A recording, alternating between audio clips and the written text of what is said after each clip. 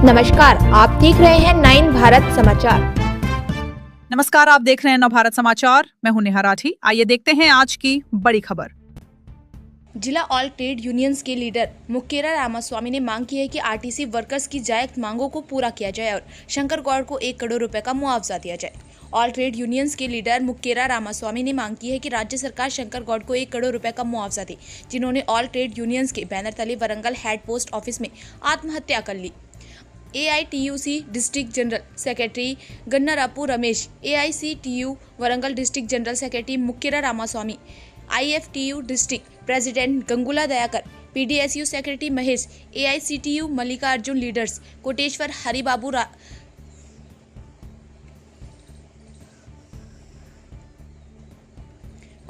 हरिबाबू सरोजना और दूसरे लोग शामिल हुए। रामास्वामी दयाकर रमेश ने कहा कि आरटीसी वर्कर्स अपनी जायज मांगों को लेकर पिछले 3 दिनों से हड़ताल पर हैं। वहीं तेलंगाना राज्य सरकार ने चुनाव के वादे पूरे नहीं किए और वर्कर्स की समस्याओं को पेंडिंग रखे हुए हैं।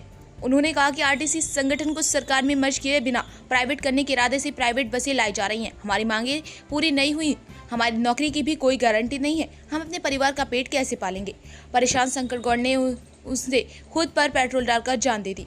उन्होंने कहा कि सरकार पूरी जिम्मेदारी ले, शंकर गौड़ के परिवार को 1 करोड़ रुपए का मुआवजा दे, एक व्यक्ति को सरकारी नौकरी दे और आरटीसी कर्मचारियों की समस्याओं का तुरंत समाधान करे।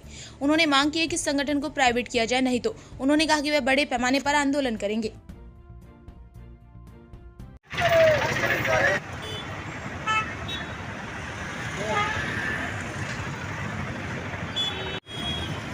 తెలంగాణ కాంగ్రెస్ ప్రభుత్వం అధికారంలోకి వచ్చే ముందు ఆర్టీసీ కార్మికులను ప్రభుత్వంలో విలీనం చేస్తాం. అదేవిధంగా పెండింగ్లో ఉన్నటువంటి PRC కూడా కార్మికులకు అందజేస్తాం. కార్మికులందరినీ కూడా పర్మనెంట్ చేసి ఈరోజు వాళ్ళకు ప్రభుత్వ వేతనాలు ఇస్తామని హామీ ఇవ్వడం అనేది జరిగింది.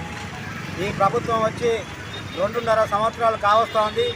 ఇప్పటికీ తెలంగాణ రాష్ట్రంలో ఆర్టీసీ కార్మికులకు పెండింగ్లో ఉన్నటువంటి ఏవైతే PRCలు ఉన్నాయో అవి ఇవ్వకుండా ఈరోజు ఈ ప్రభుత్వం ఈ ఆర్టీసీని ప్రభుత్వం విలీనం చేస్తామని జ్ఞాపకం చేస్తున్నటువంటి పరిస్థితి ఉంది. ఇవన్నీ కూడా అమలు చేయాలని గత 40 రోజుల కింద ఆర్టీసీ కార్మికులు ఆర్టీసీ యూనియన్ నాయకులందరూ కూడా సమ్మె నోటీస్ ఇస్తే వాటిని పరిష్కరించకుండా ఈరోజు తెలంగాణ కాంగ్రెస్ ప్రభుత్వం జ్ఞాపకం చేస్తున్నటువంటి పరిస్థితి ఉంది. ఇప్పటికీ ఆర్టీసీ కార్మికులకు కనీస వేతనాలు అమలు కావడం లేదు. కాంట్రాక్ట్ ఉద్యోగులందరినీ కూడా పర్మనెంట్ చేస్తామని చెప్పింది, వాళ్ళని కూడా పర్మనెంట్ చేయలేదు. ఈరోజు ఆర్టీసీ కార్మికులకు కొద్ది వేతనాలతో ఈరోజు వాళ్ళు జీవనం గడుపుతున్నటువంటి పరిస్థితి ఉంది. వాళ్ళు ఏమీ గొంతమ్మ కోరికలు కోరలేదు. మాకు ఆర్టీసీని ప్రభుత్వంలో విలీనం చేస్తే మాకు ప్రభుత్వ ఉద్యోగులుగా గుర్తింపబడతాం, మాకు కుటుంబాలను పోషించుకో విధంగా మాకు వేతనాలు వస్తాయని వాళ్ళు సమ్మె నోటీస్ ఇచ్చి సమ్మెకు వెళ్తున్నటువంటి పరిస్థితి ఉంది. 3 రోజులు అయినప్పటికీ కూడా ఈ ప్రభుత్వం చలనం లేదు. వాళ్ళ ప్రభుత్వంలో ఉన్నటువంటి అధికారులు కావచ్చు, మంత్రులు కావచ్చు, ఏమాత్రం కార్మికుల సమస్యలను పట్టించుకోకుండా జ్ఞాపకం చేస్తున్నటువంటి పరిస్థితిలో ఉంది. ఈరోజు కావాలని ఆర్టీసీని కూడా ప్రైవేట్ పరం చేస్తూ ఈరోజు ఈ యొక్క ఆర్టీసీని మొత్తం ఆర్టీసీ సంస్థనంతా ఇబ్బందుల పాలు చేస్తూ ఈరోజు ఆర్టీసీని కూలి చేసే విధంగా ప్రయత్నం చేస్తూ ఉంది. ఆర్టీసీ కార్మికుల 3వ రోజు సమ్మె చేరింది. న్యాయబద్ధంగా గత 2.5 సంవత్సరాల నుంచి ప్రభుత్వానికి కార్మికులు ఎన్నోసార్లు ఫిర్యాదు చేసినప్పటికీ కూడా ప్రభుత్వం పట్టించుకోకుండా నిర్లక్ష్యం వహిస్తున్నది. అయినప్పటికీ కూడా 40 రోజుల ముందు సమ్మె నోటీస్ ఇచ్చిన తర్వాత కూడా మరి వాళ్ళ సమస్యల పరిష్కారం జరగట్లేదు. ఇవాళ కేసీఆర్ ప్రభుత్వంలో కార్మికుల్ని 29 రోజుల సమ్మె తర్వాత కూడా పరిష్కారం కాకుండా నిర్వీర్యం చేసి పరేసింది. అదే అడుగుజాడులో ఇవాళ కాంగ్రెస్ ప్రభుత్వం కూడా ప్రయాణం చేస్తున్నటువంటి మనకు కనపడతా ఉన్నది.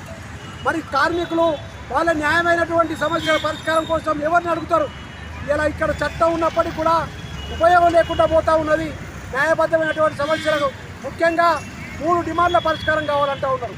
ప్రభుత్వంలో ఇలా ఆంధ్రప్రదేశ్ విలీనం చేసినట్టుగా మాకు కూడా చేయాలని కోరిక. మరి కార్మికులకు వాళ్ళు జీతాలు పెంచాలని చెప్పని ఇలాంటి రకరకాల డిమాండ్లు ఉన్నాయి. ఒక్కటి కూడా పరిష్కారం కాకుండా జాప్యం చేస్తూ నిర్లక్ష్యం చేస్తూ ఇవాళ ఒక కార్మికుడి మరణానికి ఇవాళ ప్రభుత్వం బాధ్యత వహించాల్సిన అవసరం ఉంది. కార్మికుల యొక్క కుటుంబాలు వెళ్ళకనే మానసిక క్షోభకు ఆత్మహత్య చేసుకోవడం జరిగింది. ముఖ్యంగా కోరేది ఒకటే, కార్మికులారా ఆత్మహత్య అనేది పరిష్కారం కాదు. ఈ ప్రభుత్వాల మొండిని, ప్రభుత్వాల వైఖరిని ఖండిస్తూ వాళ్ళకు వ్యతిరేకంగా పోరాటం చేయవలసిన బాధ్యత మన మీద ఉంది.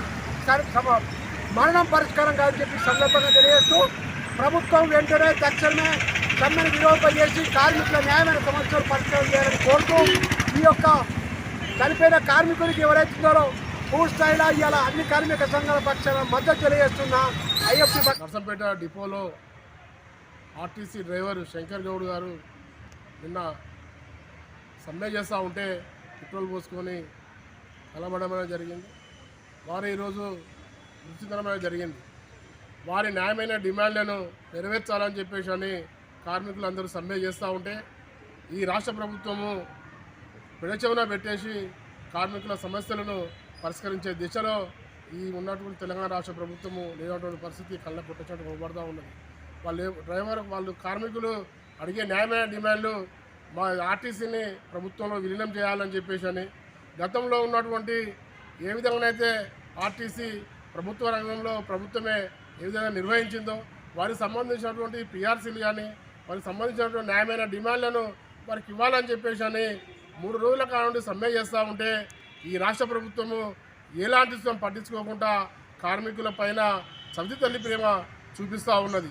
ఇప్పటికైనా ఈ రాష్ట్ర ప్రభుత్వము స్పందించి కార్మికులు న్యాయమైన డిమాండ్లను నెరవేర్చాలని చెప్పేసి అని శంకర్ గౌడ్ గారి కుటుంబానికి 50 లక్షల రూపాయలు ఎక్స్గ్రే ఇవ్వాలని చెప్పేసి అన్నదే మేము డిమాండ్ చేస్తాము. అదేవిధంగా వారి కుటుంబంలో ఒకరికి ప్రభుత్వ ఉద్యోగం ఇవ్వాలని చెప్పేసి మేము డిమాండ్ చేస్తూ ఉన్నాము.